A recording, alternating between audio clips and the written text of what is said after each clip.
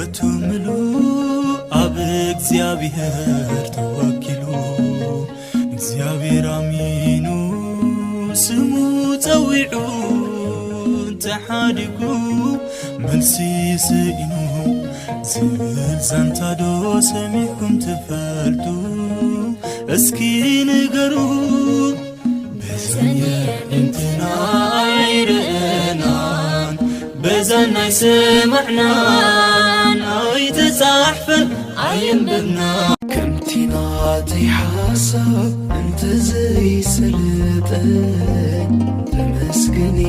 ዝብል ውዕለት ከፈሊጠን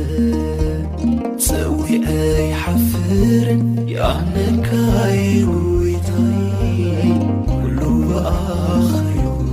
ተቐበል ምስጋና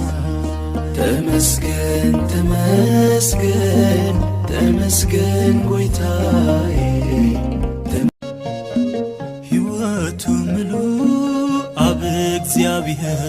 ተወኪሉ እግዚአብሔር አሚኑ ስሙ ጸዊዑ ተሓዲጉ መልሲ ስኢኑ ዝብል ዛንታዶ ሰሚዕኩም ትፈልጡ እስኪ ንገሩ በዘየ እንትና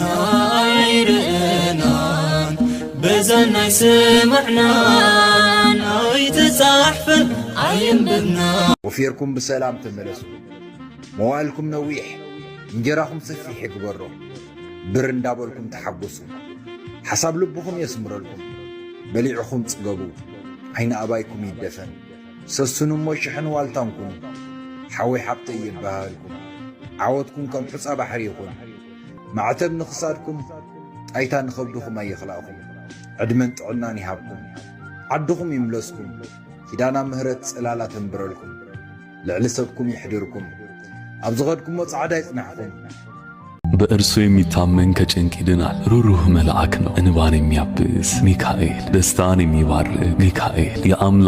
የአምላካችን የልዑል እግዚአብሔር ባለሟል ሚካኤል። ሚካኤል ማለት እንደ እግዚአብሔር ያለ ማን ነው ማለት ነው። እንደ እግዚአብሔር ያለ ማን ነው? ቤተሰቦች በእግዚአብሔር ፊት ክቡርና ታላቅ በሚሆን በቅዱስ ሚካኤል ስም ሰውን ወዳድ ከምቲና ተይሓሳብ እንተ ዘይሰልጠን ተመስገን ዝብል